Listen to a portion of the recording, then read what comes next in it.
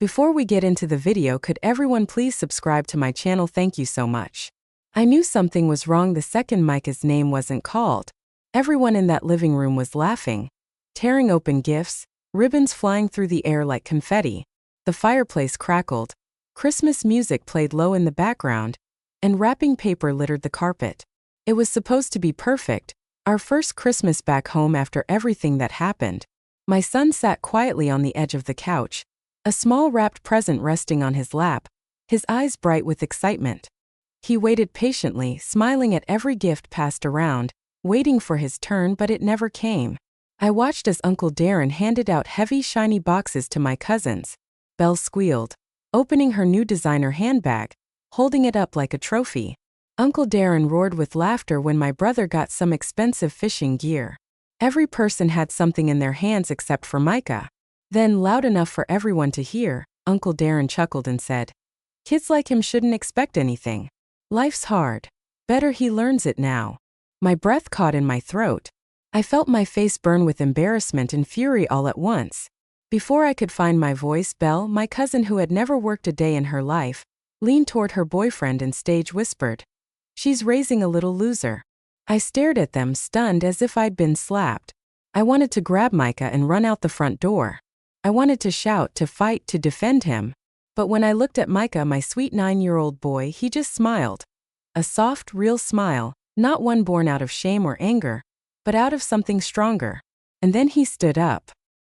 He placed his small present carefully on the coffee table, walked to the side of the room where his backpack sat, and unzipped it slowly. Everyone paused, maybe expecting a tantrum or tears or begging. But Micah's voice was calm, steady, almost too grown up for his little frame. "It's okay," he said. "I actually brought a gift for all of you." You could hear a pin drop. This Christmas was supposed to be different. After my divorce earlier that year, after the messy court battles and lonely nights, I had clung to the idea that Christmas would heal the cracks that had formed around our little family.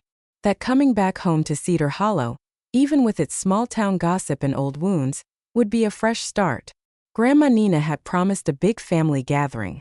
Grandpa Frank talked about dusting off the old sleds. Uncle Darren even called once to say it would be good to have everyone together again. It gave me hope that even though Micah and I had less money, less certainty, and less of everything else, we still had family. Micah had been counting down the days, making little gifts for everyone. Hand-drawn bookmarks, decorated candles, small cards with carefully written notes. He used the few dollars he had saved from doing chores to buy yarn and glue sticks. He poured his whole heart into it. That morning he helped me bake cinnamon rolls. He wore the best sweater, the blue one he picked out himself, with tiny snowflakes stitched along the sleeves. In the car, he kept asking if people would like his gifts. I had assured him again and again that love mattered more than price tags, that family loved you because of who you were, not what you gave.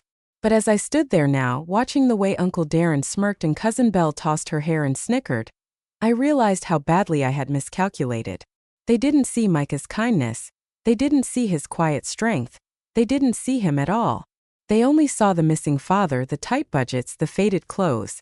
My parents, Grandma Nina, and Grandpa Frank sat awkwardly on the love seat, avoiding eye contact. I saw the guilt in my mother's eyes, but she said nothing. Maybe she thought silence would keep the peace. Maybe she thought it wasn't her place. I thought about grabbing our coats and leaving right then, but something in me froze. And then Micah, my beautiful brave boy, lifted his backpack and stepped forward. He didn't cry, he didn't look small or ashamed.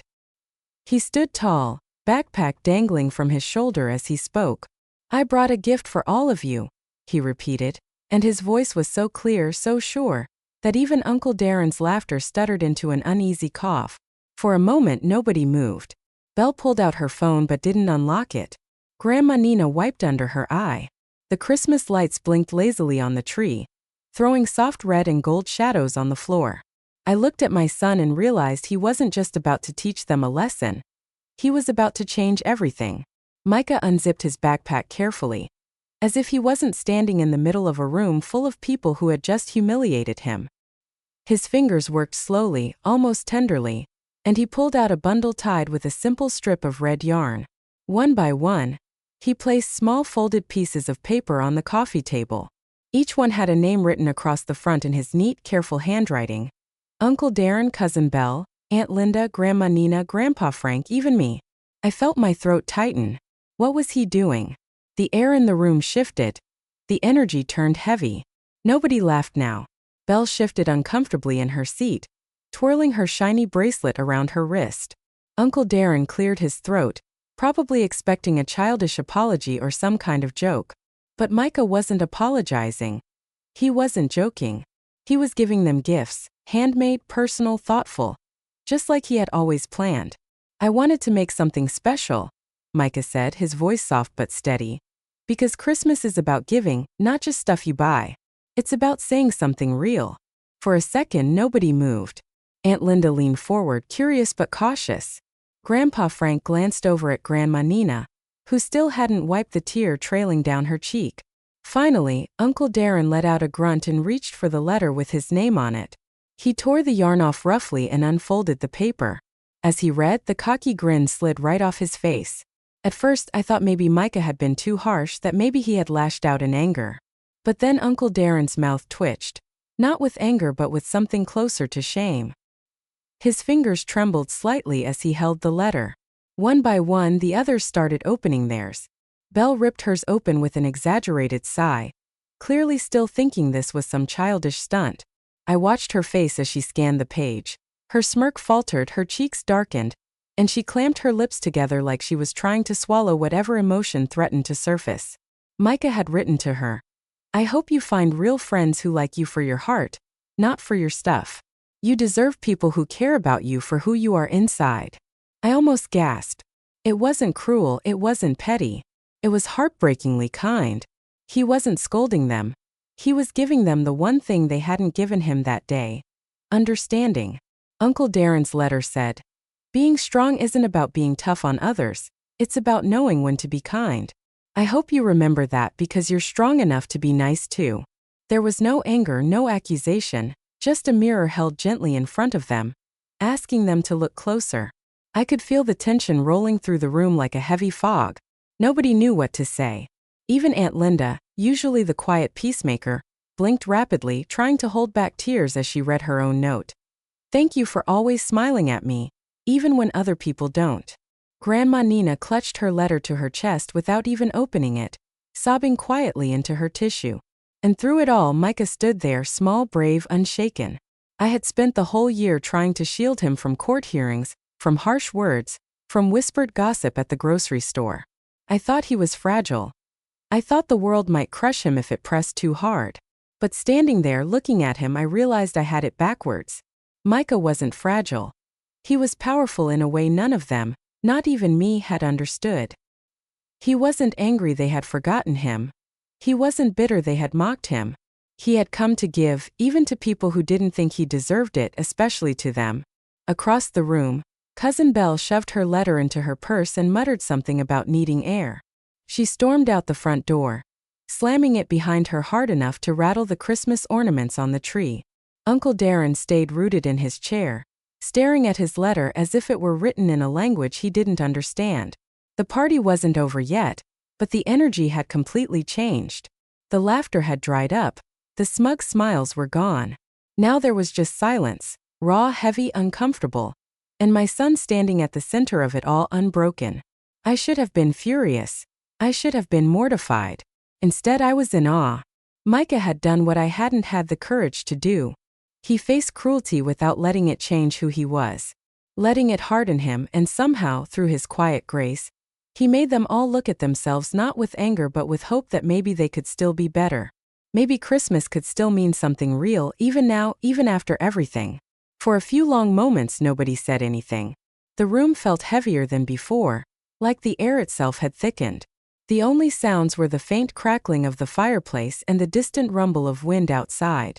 Micah stood there, still holding the empty backpack, looking at each of them not with anger, not with sadness, but with a quiet kind of peace, as if he had already forgiven them, as if he hadn't expected anything different. And maybe deep down he hadn't. I sat frozen, my hands clenched in my lap. Every instinct in me screamed to go to him, to shield him from the awkward silence, from the heavy looks being cast his way. But somehow I knew this was his moment. He didn't need saving, not today. Uncle Darren shifted uncomfortably in his armchair, his letter still dangling from his fingers. His booming voice, usually the loudest in any room, had gone completely silent. Cousin Belle's absence hung over us like a missing piece of a puzzle nobody cared to finish. Aunt Linda stared at the floor, her hands wringing the hem of her sweater. Micah broke the silence first. "I just wanted you to know," he said, his voice soft but sure, "that even if you don't always see me, I see you." He placed his backpack down on the floor gently, as if laying down a heavy burden. "I know it's been hard. I know people get tired. I know not everybody remembers to be nice, but that's okay. Can still be nice. I can still be the kind of person I hope you'll be proud of someday." He looked straight at Uncle Darren when he said it, not defiantly but with a sincerity that made my chest ache. There it was, the decision he had made long before today. Micah had chosen to be better, not because it was easy, not because it was fair, but because he understood something most adults forgot, that being good, truly good, wasn't something you did because people deserved it. It was something you did because that's who you chose to be. I realized then that the real gift he brought wasn't in the letters. It wasn't even in the act of giving them. It was the choice, the conscious, deliberate choice to stay kind when cruelty would have been easier, to be soft when the world had tried to harden him, to love even when he wasn't loved back the way he deserved. I blinked fast, trying to clear the tears that blurred my vision. I wasn't going to cry here, not because of them. Micah looked at me then and I smiled at him, willing every ounce of my pride and love into that one look. He nodded like he understood everything I couldn't say. Grandma Nina finally moved. She reached out and took Micah's hand in hers, squeezing it so tightly her knuckles turned white. She pulled him down into a hug, whispering something in his ear that made him smile for real. I loved that toothy grin so much. Slowly, as if waking from a long sleep, the others began to shift. Grandpa Frank cleared his throat and got up to refill his coffee, his hands shaking slightly as he poured. Aunt Linda wiped at her eyes and crossed the room to sit next to me, laying a trembling hand on my shoulder. She didn't say anything. She didn't have to. The apology was in the gesture. Uncle Darren remained seated, staring at the fireplace, lost in thought. I saw something flicker across his face. Regret? Maybe, or something close to it. I didn't know if he would ever say the words Micah deserved to hear. Some people never do, but that wasn't the point. Micah hadn't given his gifts expecting anything in return. He had given them because that's who he was, because that's who I had raised him to be. The party didn't exactly recover after that. The laughter never returned. The pile of shredded wrapping paper sat forgotten in the corner. The Christmas song seemed too loud now, almost intrusive. But somehow, in the heavy, awkward silence that followed, something shifted. Not dramatically, not with any grand declarations, but small things. Softer voices, lingering glances, quieter moments of reflection. Micah had planted a seed in that room, one made of honesty, of kindness, of unshakable strength. Whether it grew or not was up to them, but he had done his part. And as I watched him settle back on the couch, sipping hot cocoa Grandma Na handed him with shaking hands, I realized something else. I didn't need their approval, neither did Micah. We had each other, and we had something stronger than their judgment. We had heart, we had hope, and that was more than enough. For a moment I thought it was over. Micah had given his gifts, the room had gone silent, people shifted uncomfortably, avoided eye contact, sipped drinks they didn't want. I thought that would be it. The night would die quietly, full of words left unsaid and shame no one would admit to. But Micah wasn't finished. As he sipped his cocoa, he reached into the side pocket of his backpack again and pulled out one last envelope. This one wasn't decorated like the others. It was plain, almost stark, with no name written on it. Without a word, he stood up, walked across the living room, and handed it directly to Uncle Darren. The entire room watched. Uncle Darren looked up at him, startled, then slowly took the envelope. His fingers hesitated at the flap, as if sensing something different about this one, something heavier. Micah didn't move. He stood there waiting as Uncle Darren opened it. Inside was a single sheet of paper, handwritten, no decorations, no colored pencils, just black ink on white. Uncle Darren's lips moved slightly as he read. His face, usually so hard and unreadable, slowly crumpled in on itself. He exhaled sharply, almost a grunt, and his shoulders sagged forward as if someone had pressed a heavy hand against his back. The letter said, I forgive you, not because you said sorry, but because I don't. I don't want to carry anger inside of me anymore. Merry Christmas. The room held its breath for a long time. Uncle Darren didn't say anything, he just stared at the letter, reading it again and again, as if trying to find some hidden loophole in the words, something that would let him escape the weight of what he'd just been given. But there wasn't one. Micah had done the one thing no adult in that room had managed to do. He forgave without condition. He offered freedom even to the ones who hadn't earned it, and that broke something inside Uncle Darren. He stood up slowly, the letter trembling in his hand. His face was red, his eyes wet. Without looking at anyone, he shuffled toward the front door, boots scuffing the carpet. He paused with his hand on the doorknob. He started, then stopped. His voice cracked, rough and unfamiliar, like it hadn't been used for anything soft in years. He turned slightly, just enough to glance at Micah. I'm sorry, he said, the words stiff and broken but real. Micah nodded once, still calm, still steady. Uncle Darren pulled the door open and stepped outside into the freezing night. The door clicked shut behind him, leaving only the whistling wind in his place. Inside, the rest of us sat stunned. I felt a lump form in my throat that I couldn't swallow down. I wasn't sure if it was from relief or sadness or something deeper, a kind of awe I didn't know how to name. Micah climbed back onto the couch, wrapped his small hands around his cocoa, and took another careful sip like it was just another normal Christmas night. But it wasn't. Something real had happened here, something bigger than anger or pride or even hurt feelings. Micah had ended the party not by throwing a tantrum, not by storming out or screaming or demanding fairness. He had ended it by giving something no wrapped gift could ever match: real, unconditional forgiveness. And in doing that, he forced everyone in that room to see themselves for who they really were and who they still had the chance to become. For the first time in years, I didn't feel small under their judgment. I didn't feel like I had to shrink myself or my son to fit into their broken mold of what family was supposed to look like. Micah had cracked their perfect, polished image of themselves wide open and laid something real at their feet, and they had no idea how to handle it.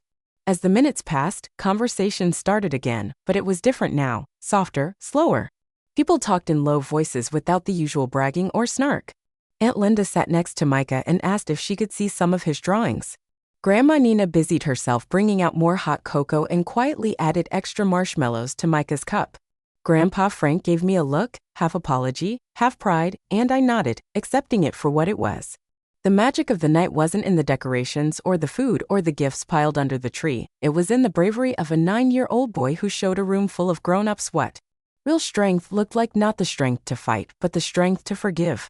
As I watched my son that night, his little feet swinging above the floor, a cocoa mustache on his upper lip, I realized something I would carry with me forever. Micah hadn't just changed the party, he had changed me too.